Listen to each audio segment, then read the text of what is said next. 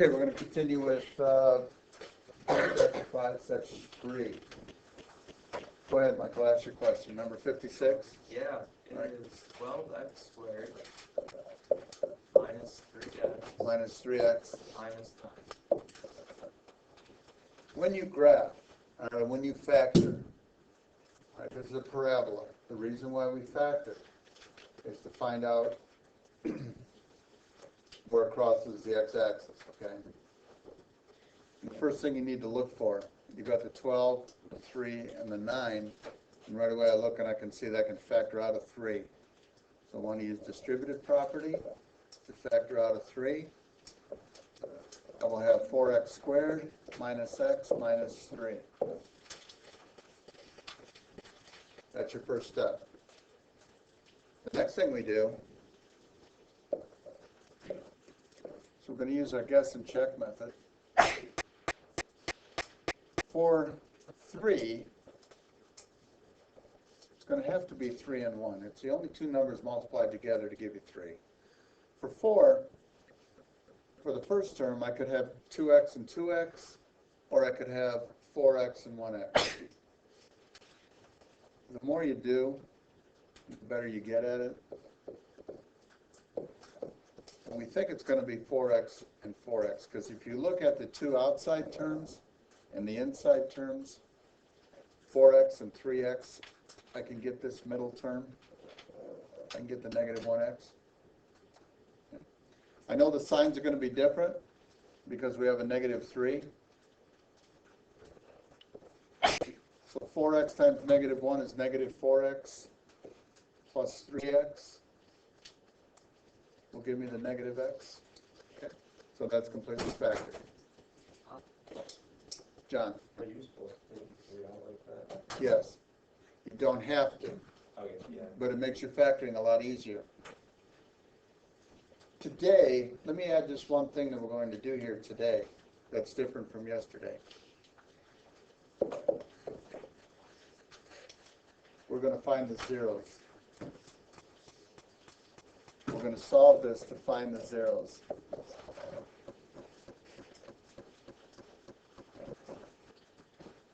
And that's what we're going to talk about today. All right, but before we do that, I've got a couple other things. Is there anybody else who has a question on from 30 through 57 on factoring? No, I'm not. And the reason I'm not going to give the answers is because you can check them so easy, you know if you're right or wrong. Because if you use FOIL, 4x times x is 4x squared. You've got the 3 still outside here. And then 4x times negative 1 is negative 4x. 3 times x is a positive 3x. And 3 times negative 1 is negative 3. If I combine these two middle terms, I have 4x squared minus x minus 3. And then when I distribute the 3, I will get 12x squared minus 3x minus 9. And that's what we started with. So if you do that to every problem, you're going to know if you're right or wrong. So there's no sense in me reading the answers. All right? You okay with everything so far? All right, let me erase this.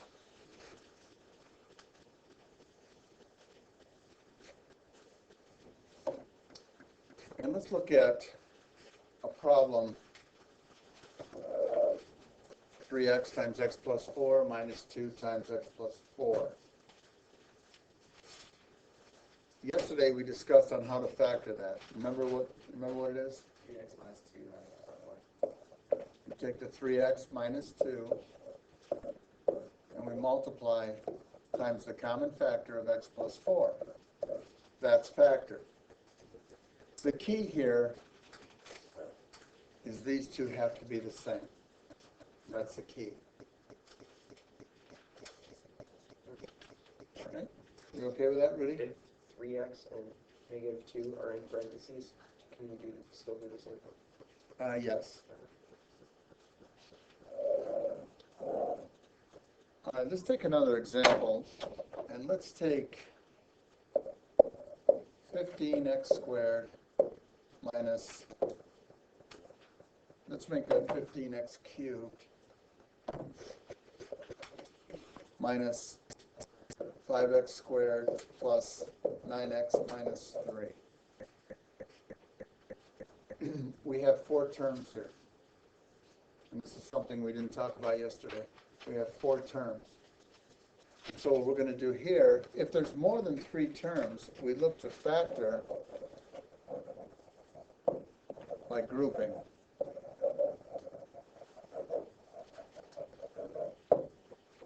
Grouping, parentheses, factor by grouping. Okay. So what we're going to do is factor the first 2 terms. I haven't really done anything to change things. All I've done is put parentheses here.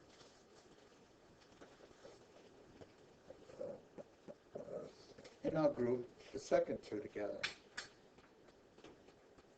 Okay. And again, if you remove parentheses, you're going to get the same thing that you started with. Now, if you look at that first parenthesis, what we can factor out is what? You see it? Not 15.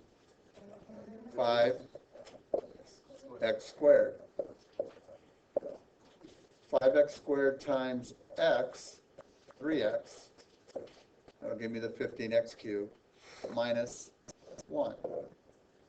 So I have 5x squared times 3x minus 1, plus, and what can I factor out of 9x minus 3? 3. And I'll have 3x minus 1.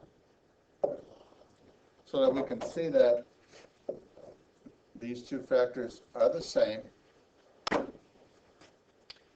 And so I can factor like I factored the one above it, which is 5x squared plus 3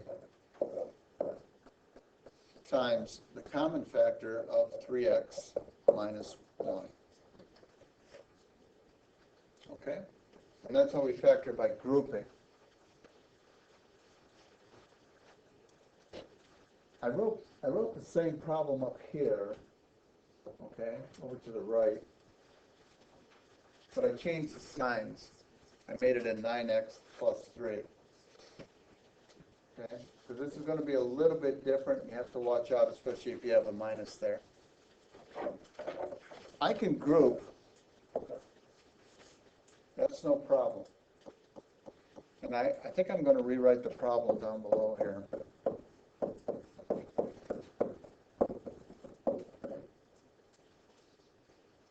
And if I group these 2, there's no problem. But the second 2, if I'm going to put a parenthesis in back of the negative for the 9, I must change that sign to a negative. Okay? So I want you guys to watch out for that. And the reason why, do you know why? If I distribute this negative, it's going to be negative 9x and a plus 3, so it wouldn't change anything. So when you put the parenthesis by a negative, you must change the second sign. Now, we're going to factor the same way we factored the other one, by factoring out a 5x squared. I'm going to have 3x minus 1 minus, and I'll factor out the 3, and I'll get 3x minus 1.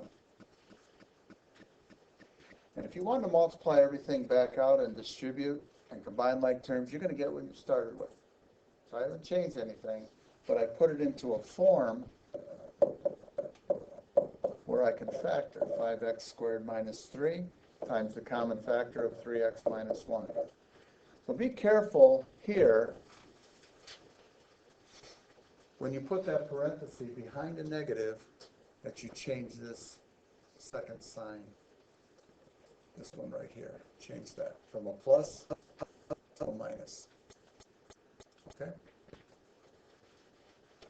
Factoring by grouping.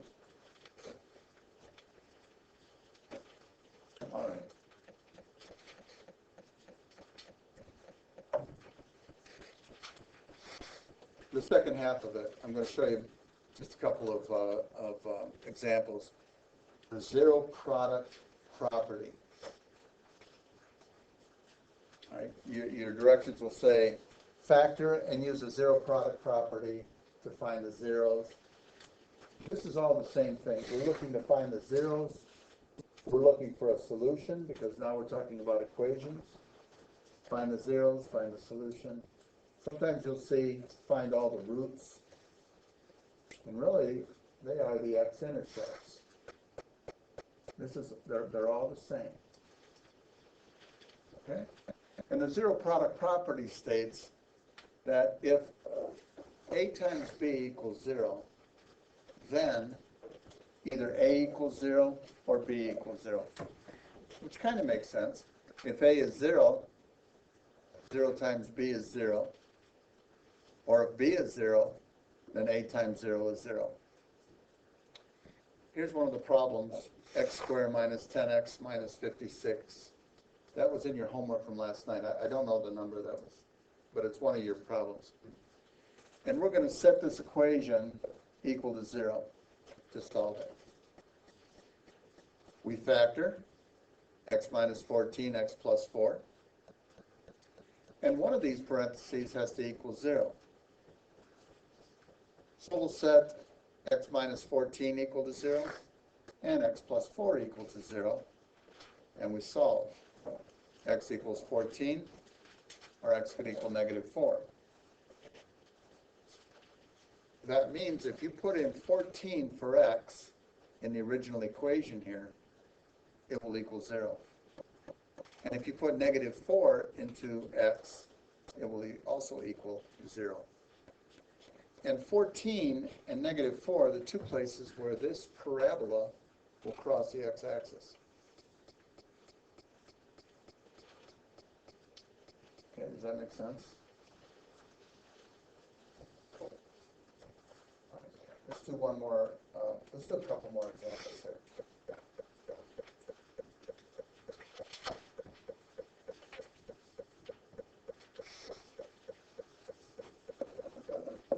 Let's take g of x equals 6x squared minus 20x. Make that plus 20x minus 16. Okay? And we're looking to solve. We're looking to find the zeros. Use a zero product property to find the zeros. We're looking to where this crosses the x-axis. So we'll set the equation equal to 0.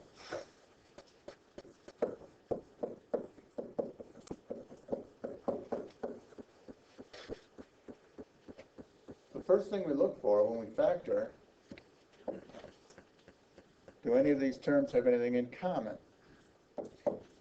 And they do. They're all divisible by 2. So we'll factor out a 2 first, and we're left with 3x squared plus 10x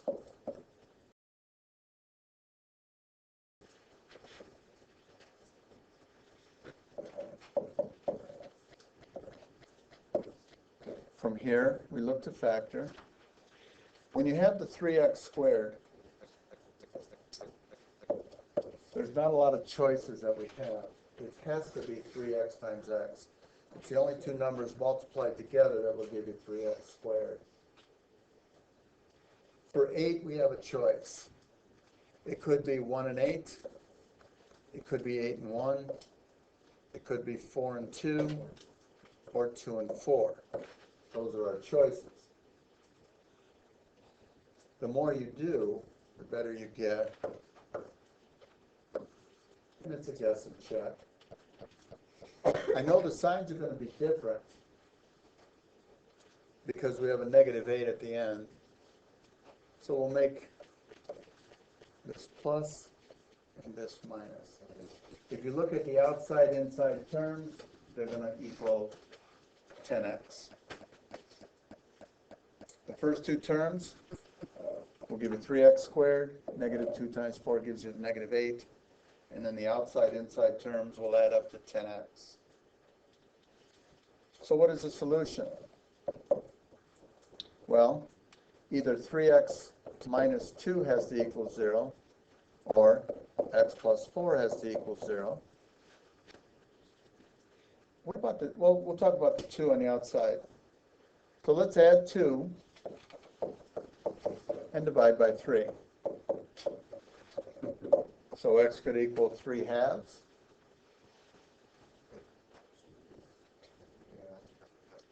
Okay, or subtracting 4 from each side. Should it be 2/3? 2/3, oh, I put 3 halves. Thank you. 2 divided by 3. All right, thank you, Adrian. Yeah. So x could equal 2/3, x could equal -4. That's 2 places where it crosses the x-axis. The 2 on the outside, in this case, it doesn't matter. 2 cannot equal 0. So what is? Okay.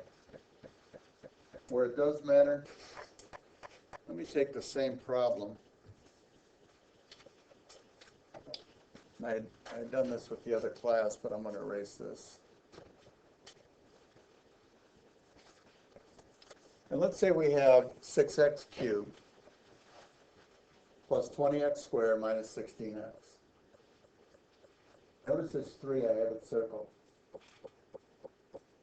That means we have 3 solutions.